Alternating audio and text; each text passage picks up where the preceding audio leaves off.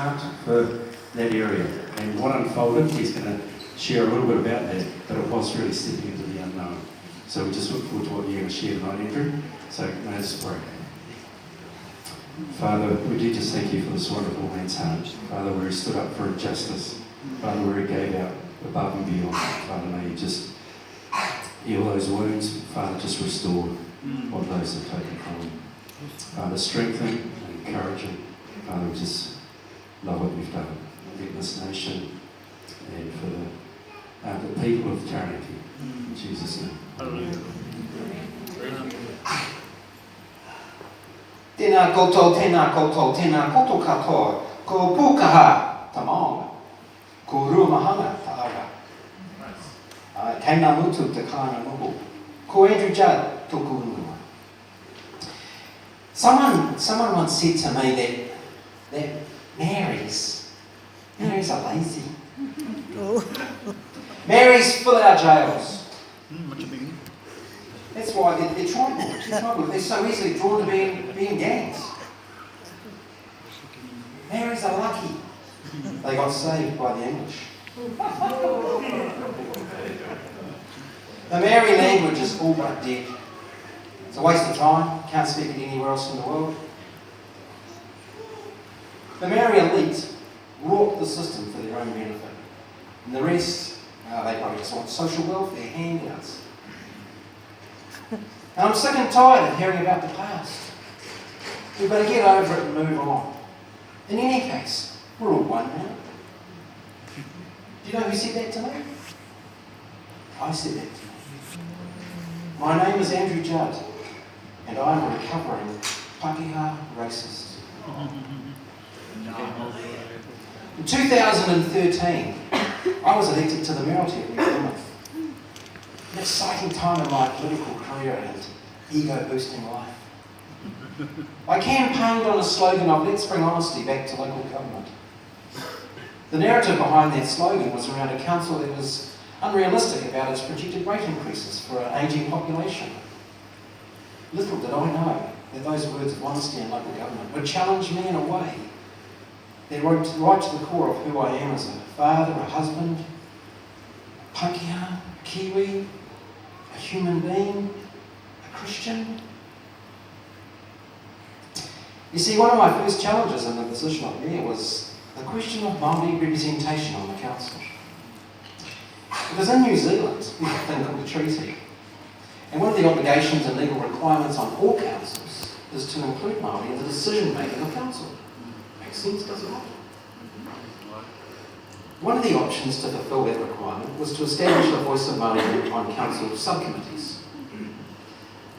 That's what iwi and Hapu asked of my council. It's what I took, it's what I lost. Councillors said you can't have unelected Marys having a say. What I did agree to, though, was the establishment of a Māori board, a seat at the top table, voted for from the Māori electoral roll, just the same as we have Māori seats in Parliament. Once we passed that decision, my community responded in a way that I recognised. The anger, the hate, the fear, the pushback was me. It took me on a journey I'd like to share. I started to ask some deep probing questions because this is true. Until I was elected to the mayoralty, I had never set foot on a marae in New Zealand. However, I grew up in Palmerston. Yeah, okay, I might explain a bit. I can hear you thinking that. I was 49 years old and I'd never ever been on a marae. I had no idea of the Māori world. In fact, if you said to me, there is a Māori world, I would have said, no, come on, we're all one. Move on. I was engaging with Māori as the mayor for the first time in my life, on a marae. And I was experiencing something I find hard to find the words to explain, really. But it was love and inclusion. Simple as that. But I was also hearing stories of our colonial past through the eyes and the words and the hearts of Māoridom. And I was hearing stories and experiences that I'd never heard before. I was observing all the challenges that Māori have to deal with in education, health, poverty, homelessness, the disproportionate incarceration rates. And as I was taking this all in, I was having a very deep inner conflict. Why had I held this view towards Māoridom? Because this experience was at odds with this, that I was getting accepted and included. I couldn't sleep, it was keeping me awake. So this challenge began, this journey began. A journey that I challenge you all in your own hearts and minds to take in your own space and place. Because actually it's irrelevant whether you agree with what I'm about to say or not. What's important is what's in your heart and the questions you've asked of yourself. Because either way, it talks to who you are. Get over it. And I'd say that a lot. We hear that all the time. Get over it. Move on. Get over it. Could I actually truly explain the it in that statement, get over it? Because the truth is, Andrew Judd, you've not grown up in New Zealand ever having to experience the emotion and the knowledge that your ancestral land had been stolen by your treaty partner, the government. I don't know how that would feel. It's never happened to me. I've not grown up in New Zealand having to witness my culture Pākehā and all those horrendous statistical outcomes in health, education, poverty, homelessness, disproportionate incarceration rates. And if we're honest, those are all on the back, those outcomes of European policies. Māoris never held majority. I don't know how that would feel. I've not walked in New Zealand as a minority. And I don't know what it would be feeling like to have had my native language removed by our education system. I've never spoken English, right? So no, I can't explain or define the it, because it has never happened to me. Yet, not one time did I ever have the internal moral dialogue to ever stop myself short of saying, well, who gave you the right to place that judgment on someone else? A judgment and an expectation that never gets placed on me. You're privileged, mate. They might be racist, actually. No, I'm not. No, I'm not. I can't be.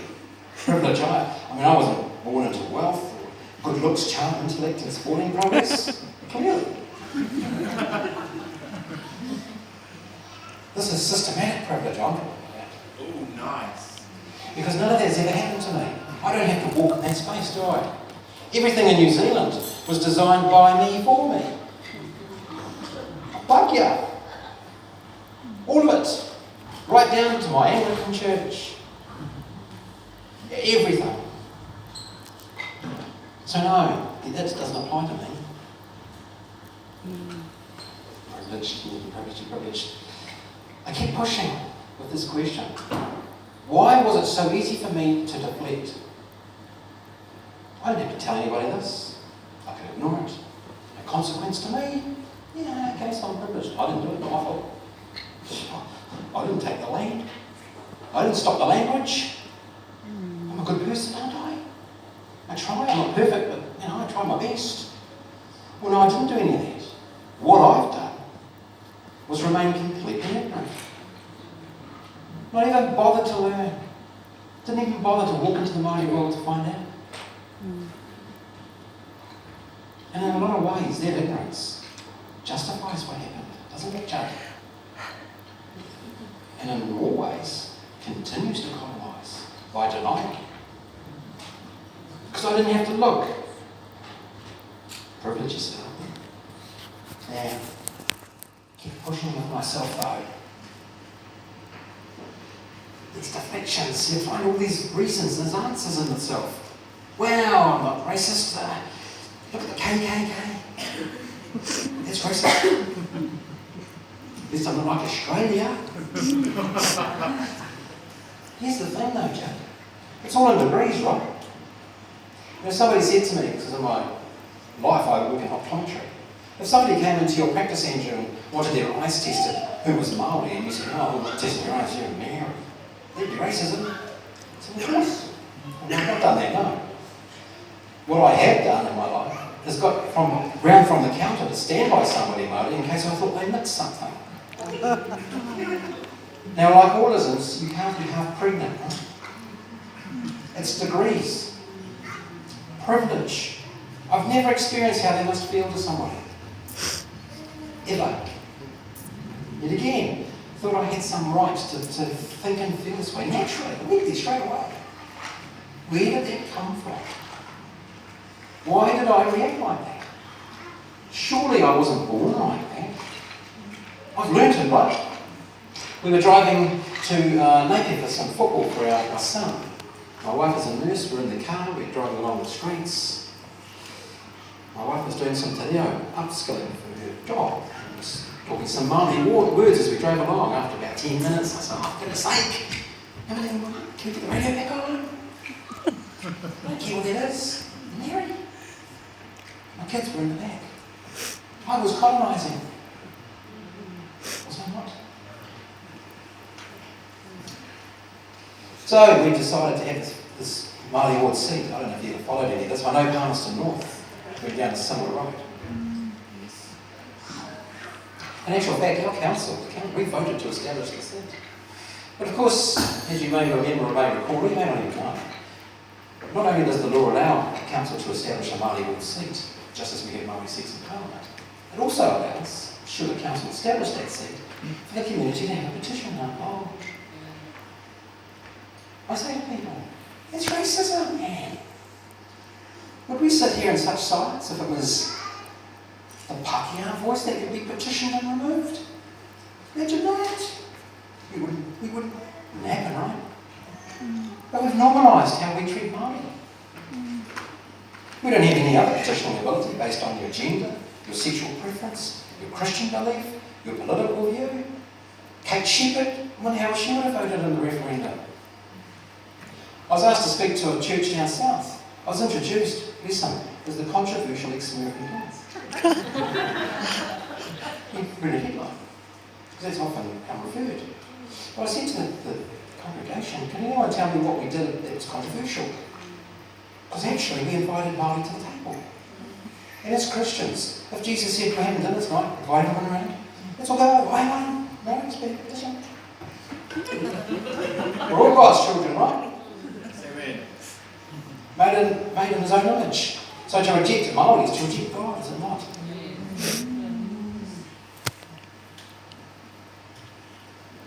You know, I just love learning the letter. So I'm in the office and a member of staff, young Māori staff member comes to the office and says, oh, it's up to you, but I heard you say Taranaki, it's Taranaki. I'm happy to give an hour of my time each week to help with some Māori pronunciation. I have to. It's what he wants doing. So I talk about my 5-step te reo journey that I went on. Because what am I like, right? Step 1, yep, I'm going to do it. I am going to say Taranaki and Hāora and Waitara. Not Taranaki, Hāora, Waitara. Step 2, I had to hear myself on my own say Taranaki out there without thinking, oh, what do I do? Ridicule. Step 3, say Taranaki in front of friends and family without judgment and ridicule.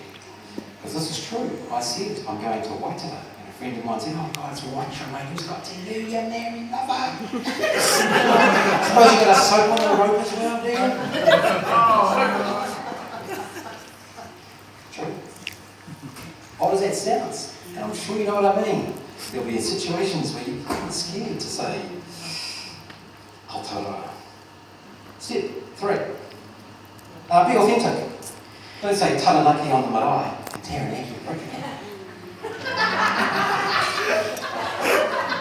Authentic, right? Step 4, self-correct. Where are you from, Andrew? I'm from Taranaki. Step 5 is to go back to step 1. Now, stop and think for a second, Andrew. This has got nothing to do with Māori, has it? No ignorant am I. It's just to actually have the manners and the decency to correctly pronounce a place name. Because I guarantee you, and you may have heard, that if you go to Paris or France for holiday, if you put some effort in, they really look after you. Oh, madame, monsieur, weeping. So romantic. I wish I could speak French. Where are you from? Canada. You're ignorant, you're privileged, and I think you're racist. No, I'm not. The thing is, in New Zealand, we're not mature enough, are we, to actually talk about racism. I went through Sunday school, I did all the tutorials on the vestry, I did everything you can imagine to do in the construct of an Anglican church. Not once did we ever talk about treaty, did we talk about biculturalism, or what was done actually in the past. Who did I think Jesus was? Some Pākehā farmer around the coast? I was at some son's football again, and a friend of mine from 20 odd years comes up and says, Andrew, what are you doing? I thought, what's all this marriage stuff? What do you want to think? If they want to stand for the council, they just stand on their own. Oh, I'm sick of it. Thought I knew you. God, anyway, I go to church. I'm sick of it. They put Mary up before English. Don't they know that Christianity's English? It's probably that. I don't know if Jesus spoke in English. You know, the biggest kickback I got was from my brothers and sisters in the church. Wow. But I recognised it. See, here's the thing. It's me. I can't be a high almighty judge. I'm broken. And I didn't know why. Where did this come from? You know, I couldn't look at a Maori flag without feeling somehow intimidated. I couldn't look at a marae. What tangi day? It was just a day off, right? Until the news came on. Oh, now look at it. Oh, how embarrassing. Move on, sick of it. Without any idea of anything. It's just my privilege, right? We're all one now. I would say that a lot. I say it in a church context. We're all God's children. We're all one. I mean, how convenient, right? The Palmerston said to me, and it stuck with me forever. And that is, if we're all one, let's all be Māori. We're in New Zealand, we're all one, we're all Māori. Well, I'm not Māori. Well, what do you want me to be? You, Pākehā? Yeah, we're all God's children, but I'm not Pākehā, and I'm not Māori. Yes, we're one citizen, one law, one country, but we're not one. You know, it made me scared because in the context of that, what's my culture? If you said, Andrew, hey, look, Palmerston North's a happening place, don't know what it's like in Plymouth, but stay the night. We're having some friends around from dinner, come dressed in your national costume. What am I going to wear? Black singlet, black shorts, red hand boots. You know, I'm not a farmer. All black jersey. Clearly I'm all black. Really, is my culture a sport, a job? Buzzy bees, tip-top ice cream? What are my cultural values? What do I stand for? What do I believe in? What would I fall for? I'm not British. I'm not English, Scottish, Irish, American. I'm New Zealand born. I'm a Pākehā. I mean, we grab Māori culture. I mean, suits us, don't we? Haka before the All Blacks. Yeah, Scottish love it. Polfredy with visiting dignitaries. Oh, that's been said, but it looks good. I can't do a haka. I can't speak te reo. I have no idea. I've never been on a marae. But we're all one. So the community voted in the petition. Mr. Brasham's mates who came here, came there. Of course they did. The system allows that. Can't blame them as individuals. We all vote for this stuff. Pākehā majority. These are the people we vote for. Where does the evil live? Who created that divisionist law, or those that protect it and keep it there? Because either way it divides us. Certainly not inclusion. Certainly ignores the treaty. Or te tere o wātangi. I didn't even know there was two versions, did I? No, it's just, I ripped it up, who cares? I was in Waitara towards the end of my time as mayor. I was getting some lunch at a cafe. The Māori man came up to me and said, I want to pay for your lunch, sir. I said, oh, you have to do that. He said, no, look, I saw you come in and I was too shy to come over. Not many people stand up for my people and I'd like to pay for your lunch. Beautiful, eh? Humbling. Introduced me to his father, thanked him. And as I left out on the pavement, was a gentleman who came up to me and said, Listen, son, we voted for you to sort these natives out and you mucked it up. And we hate you for it, hate you. Wow. Kiss and a slap from two strangers. But a real deep realisation that I couldn't judge that angry man. For he is me and I am him. Two Pākehā, with an unjust fear, so deep within. I decided to be a one-two me. Because it was never about me. Because what is honesty in local politics mean, Judd? Now that you've seen something, what are you going to do? Because the temptation to ignore that is huge, right? I'm an idiot. Old me wouldn't vote for the new me. That's why I ask you to challenge yourself. Because we're all different in space. Anyway, if I'd stood, I would have been the bait for hate, which would have kept us divided. You know, it's bad enough we lie to the world in how horrendously we have treated Māori and continue to do so. And I say that because all the statistics are broken, and we still maintain laws that allow us and give ourselves the right to petition their voice. Have you ever stopped just to think about that little act? The act of being able to sit there and say, should those Marys have a say? No, no, it's colonising. We do it so naturally, we don't even think it's an issue, right? What's worse, though, is that we lie to ourselves about things. We sing the things in Christchurch. That is us, though. It's hard now. And it's so easy to deflect from it and to blame others. Mr. Brash, my nemesis.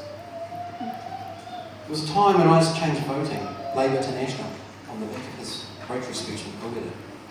At that time, I thought, finally, someone with the tenacity to say it as it is. What I realised over time was that narrative fed my fear and my rage and my racism, and ultimately stood between myself and the middle. I've also come to realise I cannot blame the individual. Challenge the brash within is my thought to myself. Otherwise, I'm deflecting away from any responsibility of who I am. Because I either do something now that I see this, or I do nothing because I see it start. Either way, it keeps me who I am. As we talk about who you are. I did 12 months on the Te Reo course at the Wānanga. Until I stopped up and thought, I'm guilty of doing the same thing a different way. And I liken it, and just take this in the context that I saw for myself. Learning to read the Bible doesn't make me Christian. It has to be deeper, and it has to be more meaningful. Because tokenism is so easy. It is so easy. But it's the same modus operandi. Just as being Christian. We can cocoon in our own space. But we need to be out. So now I decided not to stand. And life took me on a different journey. Sharing the story with good folks like yourself. And as I say, all I ask is that you challenge you. Because you know what's in your heart. You know the thought you get. I am a recovering racist. Someone said once in some situations, surely you've recovered now. But you know, if I said I was a recovering alcoholic, it's the same disease, right?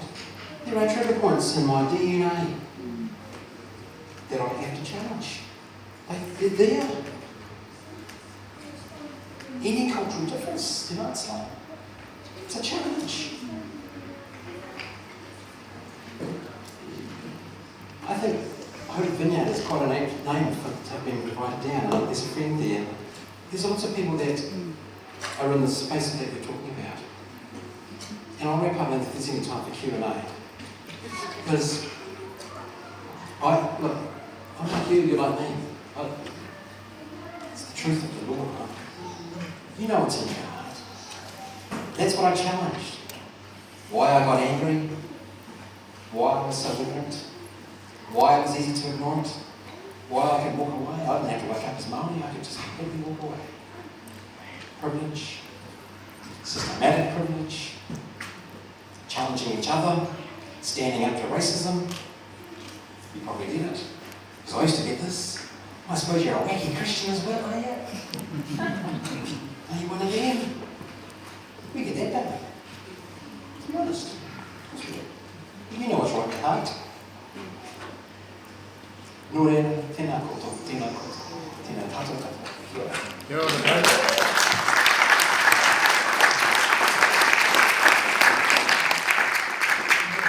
Serious food for thought, isn't it? Andrew said to me, if he finished up with just enough time, we would allow some Q&A. And so I don't know if you've got some questions that you'd like to ask him.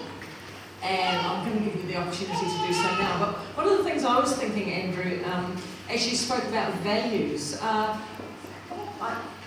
without sort of priming you for this question, as the people of Aotearoa New Zealand, what would you say is one of our highest values when you think about us in terms of, people of this land? Recently, Shane and I, we were invited down to the Portu Marae to spend some time with our dear friend Moses and his family down there. And what I recognised there was hospitality. And I looked at it in the Marae setting, and I looked at it in our own setting, and I thought, wow, that's a really common thread in terms of a value. As you have travelled this country, is there something that you would say is a value that you would say that defines us as the people of this land? It's a nice segue to put up the Nice Christian kid. It's a nice segue to put up the image. Towards the end of my time, we did a peace walk from the office of the Mayoralty to Parihaka. Parihaka. I didn't know anything about it. Its values, what it stood for, what happened. I thought it was a hippie problem down the coast. To answer your question, 85% of the Taranaki community said no to a Māori voice. After all the angst and the letters to the paper and the division, the rejection, Māoridom still welcomed us with open arms, love and inclusion. That is the real values of New Zealand. It's my perspective, but it is the love of Māori that resonates over the land. And as a treaty partner, Pākehā, I have an obligation to respect and value that and do my bit. But the values of New Zealand, I feel more spiritual on Parihaka and on Marae than I ever did at a church. That's awesome. That's awesome. Any other questions? Hey, my sister. Hey, kia ora mātua. My name's Lee Taifati from the Highbury Hub. I just want to ask you, how do you manage to fortify yourself, especially when you're going into a situation which can be quite a lot of conflict? How do you fortify yourself against that?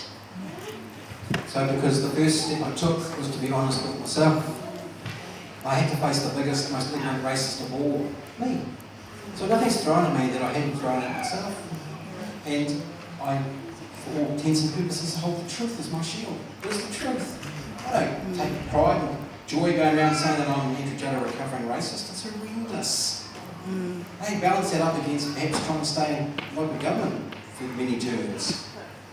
But then who would I have been? I would have been part of the process. Because once you see, you cannot unsee. It's what you do when you see. So it's the truth and the love and what was touched with me. The way that I actually, I got touched by a spirit in a way that in 5 words I can't explain it fully, other than to say, the truth is my shield.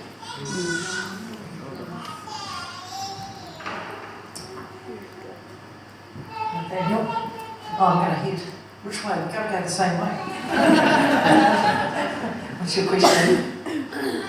Hi Andrew, the Maoris brought me to Jesus when I was 7, and I've had quite a difficult journey to getting to where I am today. What are the ways that, from a white man who's been in Parliament, what are the ways that white brown man can help heal New Zealand in the Maori and Pākehā conflict? What can the regular Joe white guy do to help this? Because it is a big problem. So the 11-year-olds and unders that went out to the next room, that's where we focus. Yeah. Like there's no other answer to that. Awesome. My sister.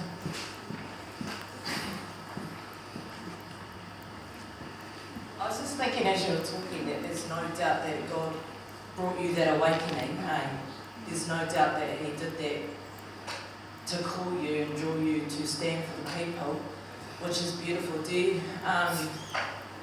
Have you ever thought that it was something to do with not so much you, but your lineage and just a generational thing in general? That sort of God came in and smashed out of your life and you sort of saw the bigger picture. I'm just thinking on that sort of level. Yeah, that it was sort of something that you just rolled into as a cycle and God just came and smashed it out, you know. So really the question is, how did the Holy Spirit bring Andrew to a place where the blinkers were taken off? Yeah. So I was on Uwa Marae in Waitara.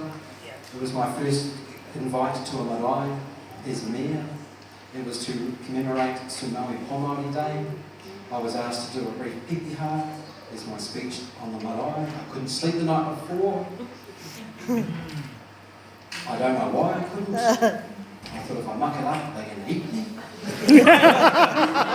I was nervous beyond belief. When I went into that marae, Sumaui Pomari, of course, is connected to Haurihaka. And on Sumaui Pomari Day, there is a waiata with a drum and a poi, which is only done on that day, which is to signify the arrival of the troops on Te Māori Day. Amen. As I sat there in the chair on the Papai as mayor, something grabbed me. It was from the roof, the walls, the floors, the pictures, the faces, the people, the children. And I was swallowing back tears. Because in a heartbeat, something called me to pick up that mirror inside of myself. Pick it up and look. Not only pick it up and look, but what you see you have to own. We all have these mirrors inside that only us know about. We all kind of know what's in them, because it's our brokenness or our fears, our vulnerabilities. And I knew in that mirror was an ignorant, racist fool. And I was in an environment that made me feel, in a way, so safe and connected to a place above all support. And when the wise was performed, I knew from that day on that I was transformed. And He positioned you. I don't know. Beautiful. Blessed, I feel so blessed. Yeah. Any other questions?